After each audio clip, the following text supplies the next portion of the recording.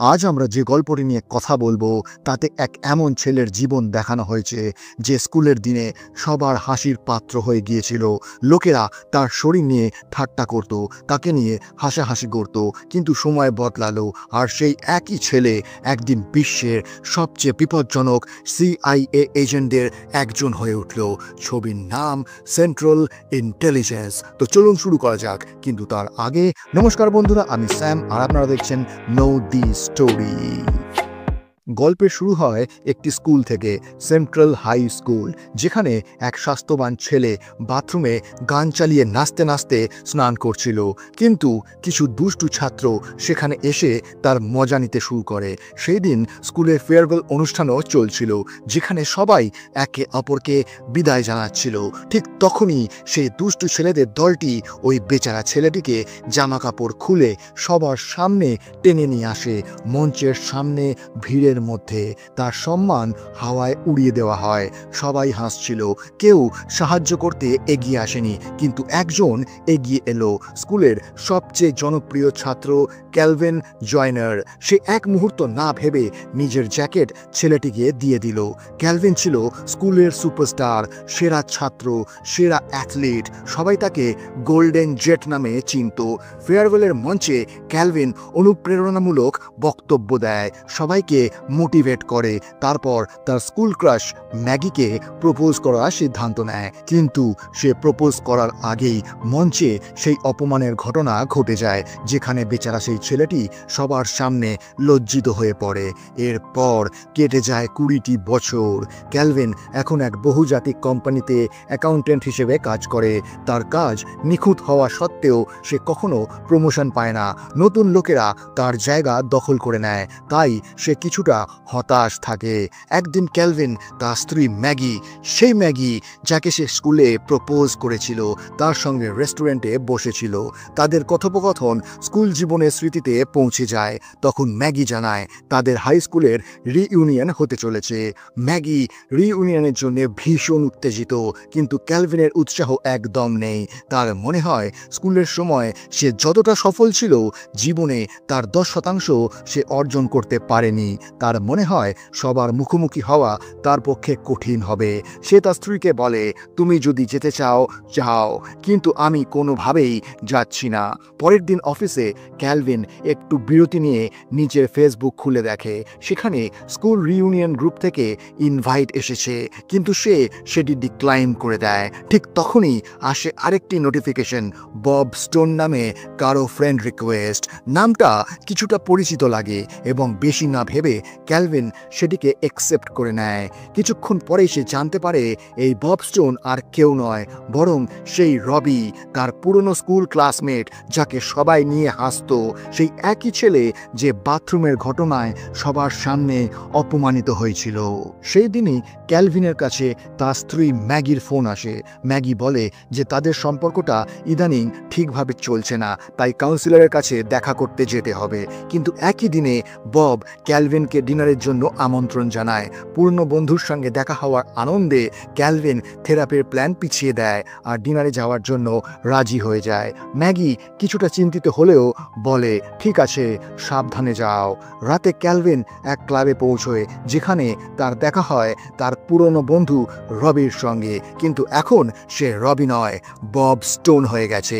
একজন বডি বিল্ডারের মতো দেখতে, আত্মবিশ্বাসে ভরা, একেবারে অন্যরকম মানুষ।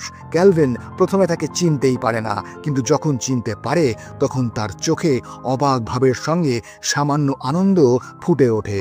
দুজন বসে গল্প করতে শুরু করে। ক্যালভিন একটু লজ্জা পায়, কারণ তার মনে হয় সে জীবনে তেমন কিছুই অর্জন করতে পারেনি।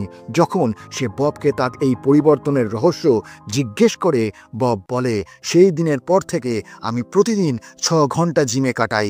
20 বছর হয়ে গেছে, নিজেকে বদলানোর লড়াই এখনও চালিয়ে যাচ্ছি। এরপর বব ড্রিঙ্কস আনতে যায়। ঠিক তখনই এক ব্যক্তি এসে ববের চেয়ার টেনে নিতে শুরু করে। ক্যালভিন তাকে থামিয়ে বলে, ভাই, এটা আমার বন্ধুর সিট, সে ড্রিঙ্কস আনতে গেছে। কিন্তু লোকটা কথা শোনে না, বরং অভদ্রভাবে চেয়ার নিতে থাকে। ঠিক তখনই বব ফিরে আসে এবং লোকটার সামনে দাঁড়িয়ে বলে, তুমি আমার বন্ধুর অপমান করেছো, এখনই ক্ষমা চাও, নয়তো ফল খারাপ হবে। লোকটা পিছু হটে না, বরং তার বন্ধুদের ডেকে আনে। তাদের মধ্যে কেউ কেউ বন্দুকও বের করে ফেলে, কিন্তু বব ভয় পাওয়ার লোক নয়। এক মুহূর্তের মধ্যে সে সবাইকে ধরাশয়ী করে ফেলে, এক অ্যাকশন হিরোর মতো। ক্যালভিন হতভম্ব হয়ে যায়। ক্লাবের পর বব ক্যালভিনকে নিয়ে যায় তাদের পুরনো স্কুলে। সেখানে পৌঁছে বব বাথরুমের সেই জায়গার দিকে তাকায় যেখানে তার জীবনের সবচেয়ে খারাপ মুহূর্ত কেটেছিল। আবেগপ্রবণ হয়ে বব জিজ্ঞেস করে, ট্রেভারের কি খবর? সেই ছেলেটা যার কারণে আমি সবার সামনে অপমানিত হয়েছিলাম। ক্যালভিন বলে, ট্রেভার এখন সে শহরের সেন্ট্রাল ব্যাংকের সিনিয়র অফিসার। কিছুক্ষণ পর তারা দুজন পৌঁছয় সেই দেওয়ালের সামনে যেখানে স্কুলের সেরা ছাত্রছাত্রীদের ছবি টাঙানো আছে। সেখানে বব এক মেয়ের ছবির সামনে থেমে যায়, নাম ডার্লা। তার মুখের ভাব নরম হয়ে যায়। ক্যালভিন জিজ্ঞেস করে, তুমি তাকে চিনতে? বব হেসে বলে, আমি তাকে পছন্দ করতাম। ক্যালভিন দীর্ঘশ্বাস ফেলে বলে, আমি ছিলাম স্কুলের টপার, সবকিছু অর্জনের স্বপ্ন ছিল, কিন্তু এখন দেখো, এক সাধারণ অ্যাকাউন্টেন্ট হয়ে রয়ে গেছি, নিজের কাছেই হেরে গেছি। বব তার হাত ধরে বলে, তুমি ছিলে আমাদের ব্যাচের সেরা ছাত্র, আর এখনো আছো। হার তখনই হয় যখন তুমি নিজের থেকে হার মেনে নেবে। রাতের শেষে যখন ক্যালভিন বাড়ি ফেরে, বব তাকে গাড়ি করে পৌঁছে দেয়। যাওয়ার আগে বব আবার বলে, 20 বছর আগে স্কুলে সবাই আমাকে নিয়ে হাসছিল, শুধু তুমি ছিলে যে আমার পাশে দাঁড়িয়েছিলে। আমি তোমাকে কোনোদিন ভুলব না ক্যালভিন। ক্যালভিন হেসে বলে, আজকের দিনটা আমার জীবনের সবচেয়ে আলাদা দিন ছিল। যদি কখনো তোমার আমাকে প্রয়োজন হয়, শুধু বলো, আমি সবসময় তোমার পাশে থাকবো। এটা শুনে বব একটু থামে, তারপর বলে, আসলে একটা কাজে তোমার সাহায্য দরকার। আমি আগে এক ইনভেস্টিগেশন এজেন্সিতে কাজ করতাম, কিন্তু এখন কিছু ফাইন্যান্সিয়াল ডেটা অ্যানালিসিসে আটকে গেছি। তুমি তো অ্যাকাউন্টেন্ট, তাই নিশ্চয়ই সাহায্য করতে পারবে। ক্যালভিন রাজি হয়ে যায়। বব তাকে একটা গোপন অ্যাকাউন্ট দেয় যা ডেটা বিশ্লেষণ করতে বলে। ক্যালভিন সেই ডেটা দেখা শুরু করতেই তার মনে হয় কিছু একটা গন্ডগোল আছে। ওই অ্যাকাউন্টটা এক রহস্যজনক অকশন বা নিলামের সঙ্গে জড়িত, যেখানে চীন, ইরান আর রাশিয়ার নামে কোটি কোটি টাকার চুক্তি চলছে। আর যে জিনিসটা বিক্রি হচ্ছে সেটা কোনো সাধারণ পণ্যের চুক্তি নয় বলে মনে হয়। ঠিক তখনই ক্যালভিনের সিস্টেমে অ্যালার্ট আসে, IP address is being traced. বিপদের সংকেত পাওয়া মাত্রই বব সঙ্গে সঙ্গে ক্যালভিনের ল্যাপটপের ওপর বিয়ার ঢেলে দেয় যাতে সিস্টেম ক্র্যাশ হয়ে যায়। তারপর কোনো কথা না বলে সেই রাতে ক্যালভিনের বাড়িতেই থেকে যায়। পরের সকালে কিছু অদ্ভুত ঘটে। ক্যালভিনের বাড়িতে এসে হাজির হয় সিআইএ এজেন্টদের একটি টিম। তাদের হাতে ববের ছবি। এক এজেন্ট জিজ্ঞেস করে, আপনি কি এই মানুষটিকে চেনেন? ক্যালভিন হালকা গলায় বলে, হ্যাঁ, এ তো আমার বন্ধু, সে তো এখন আমার বাড়ির ভেতরে ঘুমোচ্ছে। এটা শোনা মাত্রই এজেন্টরা ভেতরে দৌড়ে যায় ববকে ধরতে, কিন্তু ততক্ষণে বব গায়েব হয়ে গেছে। এক সিনিয়র এজেন্ট, যার নাম এজেন্ট হ্যারিস, ক্যালভিনকে আলাদা করে নিয়ে গিয়ে বলে, তোমার বন্ধু বব, আসল নাম রবার্ট স্টোন, আগে সিআইএ এজেন্ট ছিল, কিন্তু এখন সন্দেহ করা হচ্ছে যে সে গোপন সরকারি তথ্য বিদেশি সরকারগুলোর কাছে বিক্রি করছে। ক্যালভিনের তো পা থেকে মাটি সরে যায়। এজেন্টরা তাকে অফিসে নিয়ে যায় যাতে তারা জানতে পারে কিভাবে তার সঙ্গে ববের যোগাযোগ শুরু হলো। অফিসে ক্যালভিনের ল্যাপটপ পরীক্ষা করা হচ্ছিল। ঠিক তখনই তার স্ত্রী ম্যাগির ফোন আসে। সে মনে করিয়ে দেয় যে আজ তাদের থেরাপির অ্যাপয়েন্টমেন্ট আছে। ক্যালভিন বলে দেয় যে সে এখন খুব গুরুতর পরিস্থিতিতে আছে, তাই আসতে পারবে না। ঠিক তখনই আর একটা কল আসে ববের। ক্যালভিন ভাই, তাড়াতাড়ি আমার সঙ্গে দেখা করো, আমি তোমার অফিসের সেকেন্ড ফ্লোরে আছি। এটা শোনা মাত্রই এজেন্টরা তাকে ধরতে ছুটে যায়, কিন্তু আসল টুইস্ট হলো বব তো ইতিমধ্যেই অফিসের ভেতরেই লুকিয়ে আছে। বব ক্যালভিনের ফোন নিয়ে একটা ট্যাক্সি বুক করে, তারপর হঠাৎ ক্যালভিনের টাইতে আগুন লাগিয়ে দেয়। ক্যালভিন ভয় পেয়ে বলে, আমাকে এইসবের মধ্যে কেন টানছো? আমি কোনো গুপ্তচর না, আমি শুধু একজন অ্যাকাউন্টেন্ট। কিন্তু বব পাত্তা দেয় না। সে চায় ক্যালভিন তার সঙ্গে থাকুক। যখন ক্যালভিন এজেন্টদের ডাকতে যায়, বব তাকে হোস্টেজ বানিয়ে ফেলে। আর তখনই অফিসে শুরু হয় ভয়ঙ্কর লড়াই। বব আর সিআইএ এজেন্টদের মধ্যে গুলি বিনিময় শুরু হয়ে যায়, একদম অ্যাকশন মুভির মতো। ক্যালভিন যত বেশি এইসব থেকে দূরে থাকতে চাইছিল, ততই সে এতে জড়িয়ে পড়ছিল। এখন সিআইএ এজেন্টরাও সন্দেহ করতে থাকে হয়তো ক্যালভিনও ববের গ্যাংয়ের অংশ। একজন সাধারণ অ্যাকাউন্ট্যান্ট থেকে ক্যালভিন ধীরে ধীরে একজন সন্দেহভাজন হয়ে যাচ্ছিল। তার জীবন এখন উল্টে যাওয়ার পথে ছিল। ততক্ষণে এজেন্টরা তাদের ঘিরে ফেলে। ঠিক তখনই বিল্ডিংয়ের সংস্ক্রিয় স্প্রিংকলার সিস্টেমটি চালু হয়ে যায়। জলের বৃষ্টি শুরু হলে হট্টগোল পড়ে যায়, আর এই সুযোগে বব ক্যালভিনকে জাপটে ধরে জানলা দিয়ে নিচে লাফিয়ে পড়ে। ক্যালভিন ভয়ে পালাতে চায়, কিন্তু বব তাকে নিয়ে একসাথে পালায়। পথে ক্যালভিন হতবাক হয়ে জিজ্ঞেস করে, এগুলো সব কেন হচ্ছে? তুমি আমাকে কেন জড়িয়েছ? বব ধীর স্বরে বোঝায়, আমাদের শত্রু ব্ল্যাক ব্যাজার। সে আমেরিকান স্পাই স্যাটেলাইটগুলোর সিক্রেট অ্যাক্সেস কোড চুরি করেছে। এখন সে সেই কোডগুলো নিলামে বিক্রি করার চেষ্টা করছে। যদি ওই কোড কারো হাতে পড়ে যায়, স্যাটেলাইটগুলোর নিয়ন্ত্রণ তাদের হাতে চলে যেতে পারে এবং সেটার মাধ্যমে সাইবার আক্রমণ বা বড় ধরনের আক্রমণ করা সম্ভব। আমি ব্ল্যাক ব্যাজারের খোঁজে আসি। আমি নিলামে যুক্ত ক্রেতাদের ব্যাংক অ্যাকাউন্টগুলো শনাক্ত করে ফেলেছি, কিন্তু তোমার মতো একজন অ্যাকাউন্ট্যান্টের সাহায্য চাই, যাতে আমি ওই লোকগুলোকে ট্রেস করতে পারি। ববের কথা শেষ হবার আগেই হুট করে একটি ব্যক্তি মোটরসাইকেলে এসে তাদের ওপর গুলি চালায়। বব সেই লোকটিকে ধরাশায়ী করে ফেলে, তাকে মাটিতে ফেলে দিয়ে তার বাইক নিয়ে দুজন দ্রুত সরে পড়ে। রাস্তায় ক্যালভিনের ফোন বেজে ওঠে। ম্যাগি কল করছে, থেরাপির অ্যাপয়েন্টমেন্ট মনে করিয়ে দিচ্ছে।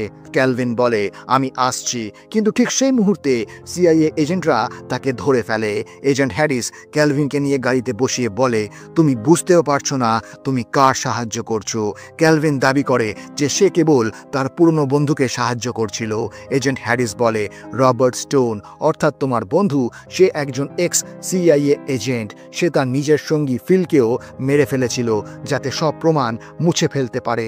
আমাদের কাছে প্রমাণ আছে যে সেই ব্ল্যাক ব্যাজার যে স্যাটেলাইট কোড চুরি করে বিক্রি করছে। তাই আমরা তোমার ওপর নজর রাখতে চাই। তুমি যখনই ববের সঙ্গে দেখা করবে, তখন এই বিশেষ ডিভাইসের বোতামটা চাপ দেবে। আমরা তৎক্ষণাৎ তোমার লোকেশন ট্র্যাক করে নেব। কৌশলে ক্যালভিনকে প্রলুব্ধ করে একটি ট্র্যাকিং ডিভাইস পরিয়ে দেওয়া হয়। তারা বলে, যখনই তুমি ববের সঙ্গে দেখা করতে যাবে, এটা প্রেস করে দিও। এরপর এজেন্টরা ক্যালভিনকে ছেড়ে দেয় এবং সে ম্যাগির সঙ্গে থেরাপির অ্যাপয়েন্টমেন্টে যায়। কিন্তু থেরাপি রুমে ঢুকতেই তার চোখের সামনে অদ্ভুত একটি দৃশ্য উঠে আসে। বব সেখানে থেরাপিস্টের মাস্ক পরে বসে আছে, অভিনয় করছে। ক্যালভিন বিভ্রান্ত হয়ে পড়ে এবং তাদের মধ্যে ঝগড়া বাঁধে।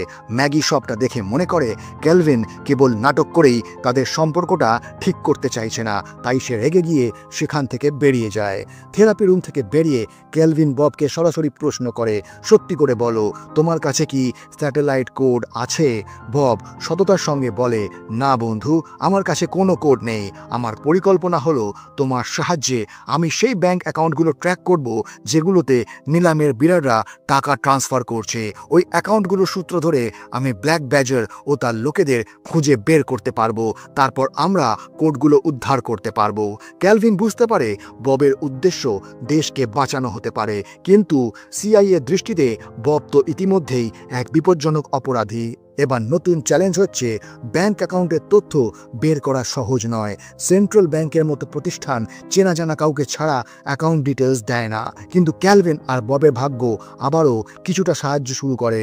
তাদের ব্যাচমেট ট্রেভার, যে স্কুলে ববকে হেনস্থা করেছিল, আজ সেন্ট্রাল ব্যাংকের একজন সিনিয়র অফিসার। সাহায্য নেওয়ার জন্য ক্যালভিন আর বব তাদের পুরনো স্কুল বন্ধু ট্রেভারের কাছে যায়, কিন্তু ট্রেভার তাদের অত্যন্ত অপমান করে। এর ফলে ববের মনে স্কুলের সেই লাঞ্ছনার টুকরো স্মৃতি জেগে ওঠে। সে চুপচাপ সেখান থেকে চলে যায়, কিচ্ছু না বলে। ক্যালভিনও তার পেছনে যায়, কিন্তু তখনই এজেন্ট হ্যারিসের থেকে একটি ভিডিও কল আসে। হ্যারিস বলে, ক্যালভিন, আমি তোমার স্ত্রীর ওপর নজর রাখছি। যদি তুমি এখনই আমাদের ববের অবস্থান না দাও, আমরা ওকে গ্রেফতার করে নেব। এই কথা শুনে ক্যালভিন ভয় পেয়ে তার ডিভাইসের বাটন প্রেস করে দেয়। ফলে হ্যারিস তৎক্ষণাৎ তাদের লোকেশনে চলে যায়। ক্যালভিন যতটা বেশি এই সব থেকে দূরে থাকতে চাইছিল, ততই সে এতে জড়িয়ে পড়ছিল। কিছুক্ষণ পর হ্যারিস নিজের টিম নিয়ে সেখানে পৌঁছে যায় এবং দুজনকেই গ্রেফতার করে। বব বিশ্বাসই করতে পারেনি যে তারই নিজের বন্ধু ক্যালভিন তার বিরুদ্ধে চলে গেছে। ইন্টারোগেশন রুমে হ্যারিস সরাসরি ববকে স্যাটেলাইট কোডের কথা জিজ্ঞেস করে। বব বারবার বলে, আমার কাছে কোনো কোড নেই, কিন্তু হ্যারিস তার কথায় একটুও ভরসা করে না। এজেন্টরা ববকে এমনভাবে নির্যাতন করে যে ক্যালভিন সহ্য করতে পারে না। সে একটি আলাদা রুমে চলে যায়, কিন্তু ববের চিৎকার শোনার পর চুপও থাকতে পারে না। ক্যালভিন গোপনে এজেন্টদের কাছে গিয়ে তাদের ধরাশায়ী করে এবং তারপর ববকে বাঁচিয়ে নিয়ে যায়। কিন্তু যখন তারা সেখান থেকে পালানোর চেষ্টা করে, বিল্ডিংয়ে থাকা অন্যান্য এজেন্টরা তাদের পেছনে পড়ে যায়। বব সবাইকে প্রতিহত করে বাইরে বেরিয়ে আসতে সক্ষম হয়। তবু হ্যারিস আর তার টিম তাদের পেছনে লেগে থাকে। তবু দুজন কোনোভাবে পালিয়ে যায়। রাস্তায় কেলভিন ববকে জিজ্ঞেস করে, তুমি ট্রানজ্যাকশন নম্বর দেখে কিভাবে বায়ারের লোকেশন বের করছো?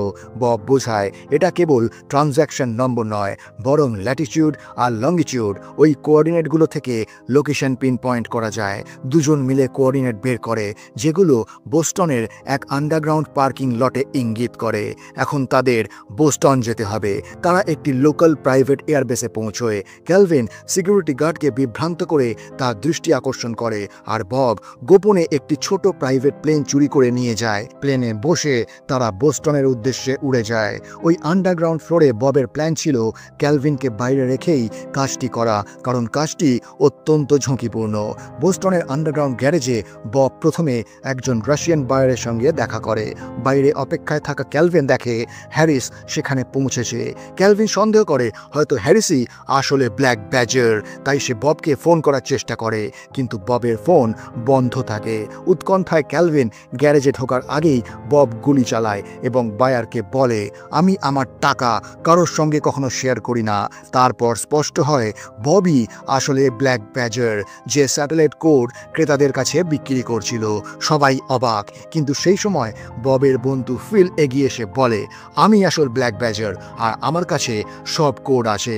বব তার বন্ধু ফিলকে জীবিত দেখে হতবাক হয়ে যায়, কিন্তু দুজনেই নিজেদের আসল বলা শুরু করে, যাতে রাশিয়ান বায়ার খুব রাগান্বিত হয়ে যায় এবং তাদের সাথে লড়াই শুরু হয়ে যায়। এই লড়াইয়ের সময় ক্যালভিন আহত হয়। সে দেখে এজেন্ট হ্যারিসও তার টিম গুলি চালাচ্ছে।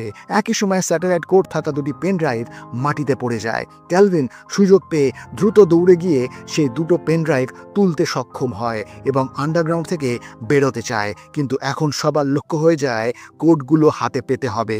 দৌড়তে দৌড়তে ক্যালভিন এক সেতুর নিচে পৌঁছয়, যেখানে বব আর ফিল দুজনই বন্দুক হাতে তাকে আটকায়। তারা বলে, পেন ড্রাইভগুলো ফিরিয়ে দাও। ইতিমধ্যে গোলাগুলি শুরু হয়ে যায় আর বব ও ফিলের মধ্যে ধাক্কাধাক্কির ঘটনা ঘটে। ক্যালভিন মাটি থেকে একটি বন্দুক তুলে নেয়। সে জানে না কাকে লক্ষ্য করে গুলি করবে, কিন্তু ভুলবশত একটি গুলি ববের পেটে লাগে এবং বব অজ্ঞান হয়ে পড়ে। ক্যালভিন ফিলকে থামানোর চেষ্টা করে, কিন্তু ফিল থামে না। যখন ক্যালভিন গুলি চালাতে যায়, তখন তার বন্দুকে আর গুলি থাকে না। এটা দেখে ফিল তার দিকে বন্দুক তাক করে বলে, চলো এখন আমি সব সত্যি বলি, আমিই আসল ব্ল্যাক ব্যাজার। সারাদিন ববের সামনে আড়ালে থাকা কঠিন হচ্ছিল, তাই আমি আমার মৃত্যুর নাটক করেছি। ববকে আমার মৃত্যুর দোষে ফাঁসিয়ে দিয়েছিলাম আর নিজে নীরবে কাজ চালিয়েছি। এদিকে ক্যালভিন এক চতুর পরিকল্পনা করে এবং ফিলের মনোযোগ আকর্ষণ করে। ঠিক তখন পেছন থেকে বব এসে ফিলকে ধাক্কা দিয়ে জলে ফেলে দেয়। ক্যালভিন ববের কাছে গুলি চালানোর জন্য ক্ষমা চায় এবং এরপর দুজনে মিলে সেখান থেকে চলে যায় এবং স্কুল রিইউনিয়নে যাওয়ার উদ্দেশ্যে রওনা দেয়। সেখানে এজেন্ট হ্যারিস ববের কাছে এসে তার ভুলগুলোর জন্য ক্ষমা চায়। স্কুল রিইউনিয়নে সবাই ববের ব্যক্তিত্ব দেখে অবাক হয়ে যায়। ওকে স্টেজে ডাকা হয়, যেখানে সে নিজের জীবনের গল্প বলতে শুরু করে, কিভাবে স্কুলে অপমানিত হওয়ার পর সে নিজেকে বদলে ফেলে আর কিভাবে ক্যালভিন তার জীবনের সবচেয়ে ভালো বন্ধু হয়ে ওঠে। ঠিক তখনই ট্রেভার সেখানে আসে এবং ববকে অপমান করতে শুরু করে। সবার সামনে তাকে খারাপ কথা বলতে থাকে। বব রেগে গিয়ে তাকে এক ঘুষি মারে, তারপর সবার সামনে নিজের ফিট শরীর দেখিয়ে নাচতে শুরু করে। শেষে বব ক্যালভিনকে সেই জ্যাকেটটা ফিরিয়ে দেয় যেটা স্কুলে সে পরেছিল আর যার জন্য তার সম্মান রক্ষা হয়েছিল। আর এখানেই এই গল্পের সমাপ্তি ঘটে। তো বন্ধুরা, যদি এই গল্পটা আপনাদের ভালো লেগে থাকে তাহলে এই ভিডিওটি লাইক করুন, আপনাদের বন্ধুদের সঙ্গে শেয়ার করুন, আর এরকমই আরও সিনেমার গল্প শোনার জন্য আমাদের চ্যানেল নো দি স্টোরি বেঙ্গলিকে সাবস্ক্রাইব করতে ভুলবেন না। আপনাদের একটা সাবস্ক্রিপশন আমাদের নতুন নতুন গল্প শোনাতে উৎসাহ দেয়। দেখা হবে পরের ভিডিওতে আরও এক মন ছুঁয়ে যাওয়া গল্প নিয়ে। ততক্ষণ নিজের খেয়াল রাখুন। ধন্যবাদ।